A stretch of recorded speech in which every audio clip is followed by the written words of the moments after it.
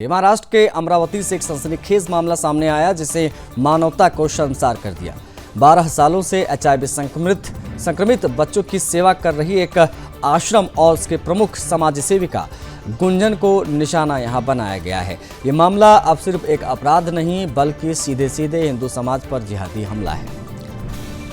आपको बता दें कि अमरावती के एक समाज सेवी आश्रम में जो पिछले 12 वर्षों से एचआईवी पीड़ित बच्चों की सेवा कर रहा है, वही ओम नाम का एक बच्चा भी रह रहा है जो एचआईवी ग्रसित है, अपनी ज़िंदगी के अंतिम दौर में है। वो इस मासूम की मां ने फ़ोन कर जो खुलासा किया उससे एक भयावह जिहादी षड्यंत्र का पर्दाफाश हुआ।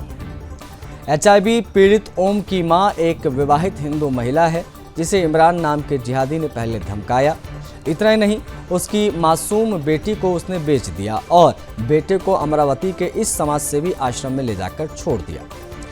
इस पूरे घटनाक्रम की जानकारी समाज सेविका गुंजन गोले तक पहुंची और उन्होंने प्रशासन से मदद की बात कही। जिहादी इमरान ने गुंजन गोले को सीधे धमकी देना शुरू कर दिया। आरोप है कि इमरान ने गुंजन गोले को वैशाली में बेचने, उनके घर में घुसकर जान से मारने और मामले को उजागर न करने के लिए दबाव बनाया। इतना नहीं, गर्दन पर चाकू रखकर ओम और उसकी बहन को जान से मारने की धमकी भी दी गई थी। ये सिर्फ एक महिला की त्रासदी नहीं, ये पूरे हिंदू समाज को नीचा दिखाने और डराने की घिनौनी कोशिश है। गुंजन गोले ने साहस दिखाते हुए न सिर्फ इमरान के खिलाफ मोर्चा खोल दिया बल्कि प्रशासन से इस मामले में कठोर कार्रवाई की मांग भी की है। लेकिन अब सबसे बड़ा सवाल है कि क्या हिंदू महिलाओं की सुरक्षा इसी तरह से लुटती रहेगी? क्या हमारी बहनों और बेटियों को बचाने के लिए कोई आगे आएगा? अब समय आ गया है कि समाज जागे और इन जिहादी तत्वों के खिलाफ निर्णायक लड़ाई लड़ी जाए। समाज सेविका गुंजन गोले जी हमारे साथ सीधा कनेक्ट हो रही हैं। हम बिना किसी देरी के उनकी तरफ बढ़ेंगे, उनसे हम बातचीत करने की कोशिश करेंगे। मैम, बहुत स्वागत है आपका सुदर्शन न्यूज पर। धन्यवाद। ठीक है, मेरी आवाज़ पहुंच रही है। मैम, ये क्या मामला है हिंदू महिला को फंसाने का, बर्बाद किया गया, क्योंकि बेहद झकझोर कर रख देने वाली पूरी जानकारी हम दर्शकों को बता रहे हैं। एक बार जरा बताइए, साझा करिए दर्शकों से। सबसे पहले तो मैं आप सभी को प्रणाम करती हूँ। मैं जो कार्य पिछले 15 साल से अमरावती में कर रही हूँ और इसके लिए कोई भी शासकीय कोई भी गवर्नमेंट की कोई भी मदद ना लेते हुए मैं ये काम कर रही हूँ।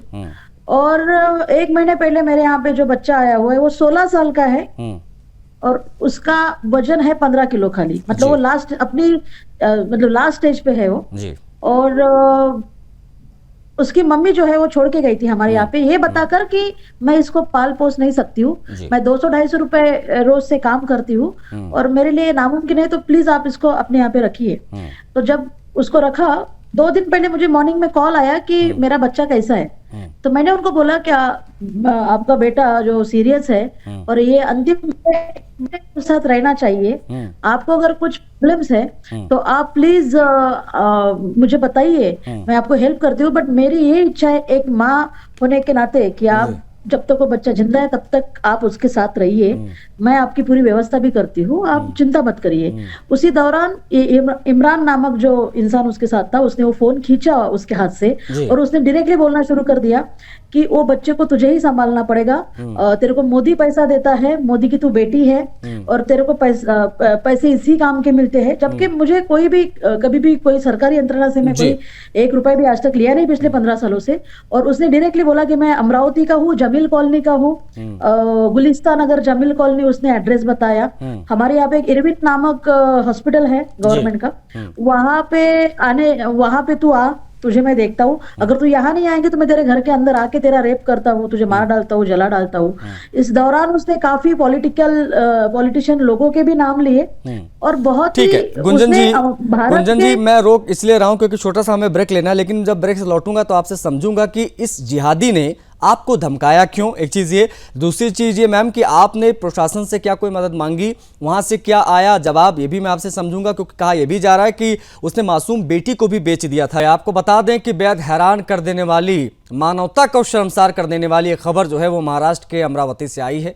जिसके बारे में हम आपको लगातार जानकारी दे रहे हैं। आपको बता दें कि सनसनीखेज मामला सामने आया था जिसने मानवता को यहाँ शर्मसार कर दिया। 12 सालों से HIV संक्रमित बच्चों की सेवा कर रहे एक आश्रम की हम बात कर रहे हैं। उसके प्रमुख जो है समाज सेविका गुंजन, उनको किस प्रकार से जिहादी निशाना बना रहे हैं वो अब समझिए। ये मामला सिर्फ एक अपराध का अब यहाँ पर नहीं बचता है, बल्कि सीधे सीधे हिंदू समाज पर एक जिहादी हमला है।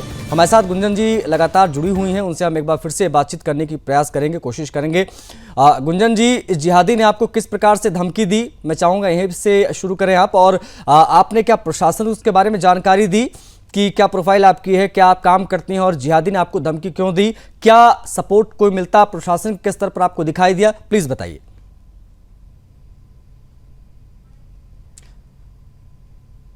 गुंजन जी, आपकी आवाज नहीं आ पा रही है। आप एक बार अपने डिवाइस को अनम्यूट कर लेंगे तब आपकी आवाज पहुंचेगी। एक बार अनम्यूट कर लीजिए। सर, आवाज आ रही? अब आपकी आवाज आई है गुंजन जी, आगे।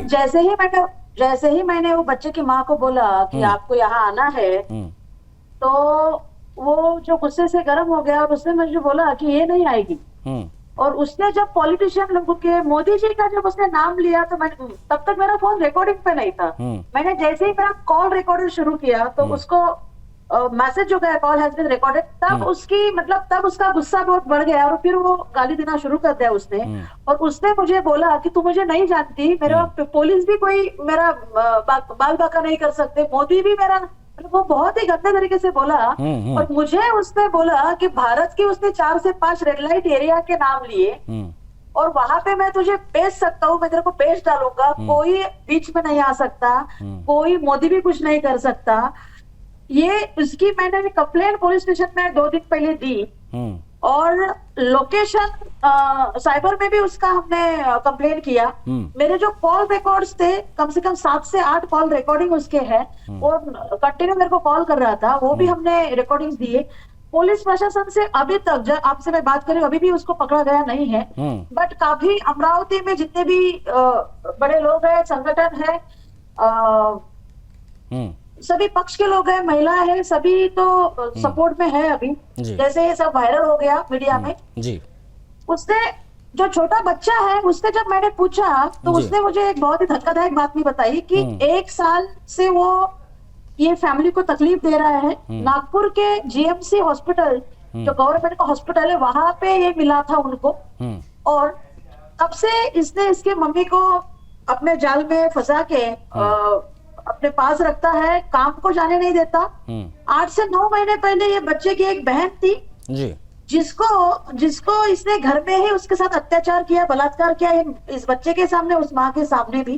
तब जाके एक बूटीबोरी के पास एक पुलिस स्टेशन है, वहां पे वो जब लड़की जा रही थी पुलिस स्टेशन पर रिपोर्ट दर्ज करने के लिए, तभी उसको रोका गया। उसने रोका, उसको घर में आके फिर मारा और तब से वो बेटी उसने बेच डाली। तब से वो मिसिंग है। उसके बारे में भी वो महिला कुछ नहीं कर पाई क्योंकि ये हमेशा चाकू लगाता है, गले को चाकू लगाता है, पेट को चाकू लगाता है। काफी कुछ तकलीफें उसने वो फैमिली को दी है। और मुझे जब बोला तो मुझे उसने बोला कि तेरा बाप मोदी है तो मेरा बाप ओवैसी है, हैदराबाद में बैठा हुआ ओवैसी हमारा बाप है, हम लोगों से पैसा लेके मोदी तुम लोगों को देता है, वगैरह वगैरह, ऐसा उसने बात किया।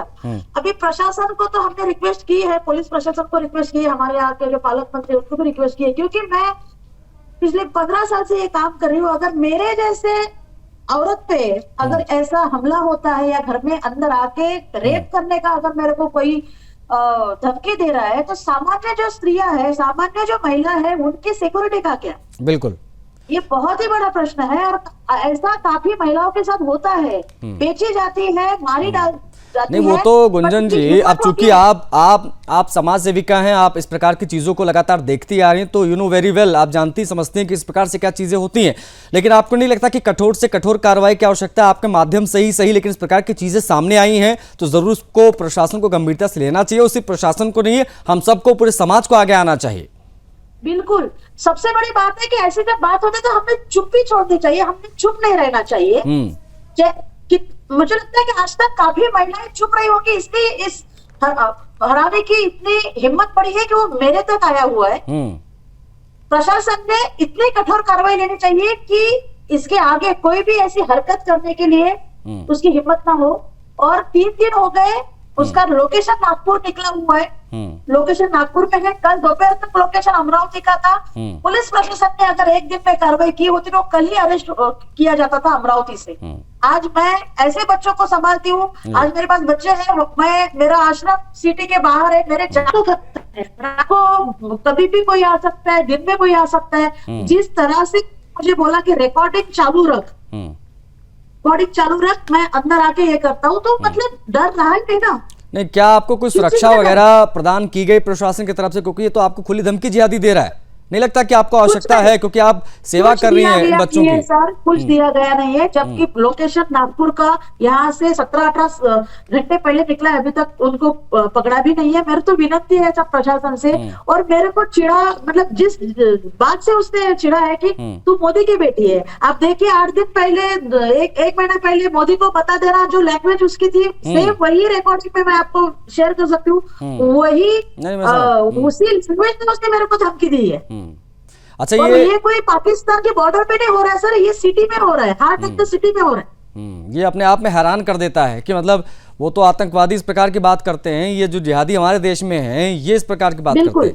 लेकिन गुंजन जी, HIV पीड़ित जो बच्चा ओम है, उसकी माँ बता रही है आप हिंदू महिला है, क्या पहले आपको जानकारी थी इन सब के बारे में, एकाएक आपको फोन आया? क्या कभी कोई पहले फोन इत्यादि आया आपके आश्रम में? नहीं, कभी नहीं। ये कल, ये 2 दिन पहले की ही बात है, तब तक हमें कुछ पता नहीं था। वो बच्चे ने भी मुझे कुछ बताया नहीं था। मैंने जब कल पूछा कि ओम तुमने मेरे को क्यों नहीं बताया, तो उसने सीधा बताया कि उसने हमको धमकी दी थी कि अगर तू ये सब बातें किसी को बताएगा तो मैं तेरी मम्मी को मार डालूंगा, आश्रम में आके तुझे भी मार डालूंगा, तेरी बहन को तो मैंने ऑलरेडी गायब कर ही दिया है। ठीक है, नहीं, हम ये मांग भी कर रहे हैं कि प्रशासन इस मामले को गंभीरता से देखे, और बहुत आवश्यक है और बेहद संवेदनशील ये विषय, तमाम हिंदू समाज पर ये हमला एक तरीके से अगर देखा जाए तो। बहुत शुक्रिया आपका जुड़ने के लिए गुंजन जी, समय देने के लिए, उस बेहद महत्वपूर्ण जानकारी को उजागर करने के लिए। जल्दी से चैनल के माध्यम से मैं आपको बताती हूँ कि आज तक अमरावती की पुलिस ने मुझे हमेशा ही मदद की है। बस ये प्रकरण में बहुत देरी हो रही है, जबकि ये मेरे जान पे हावी होने वाला मामला है। और मतलब मेरे को सुरक्षा देने की भी मैं मांग कर रही हूँ, मेरे को सुरक्षा चाहिए क्योंकि मेरे जान को बहुत धोखा है। ठीक है, ये बिल्कुल संवेदनशील विषय है और जरूर प्रशासन को उस पर संज्ञान लेना चाहिए।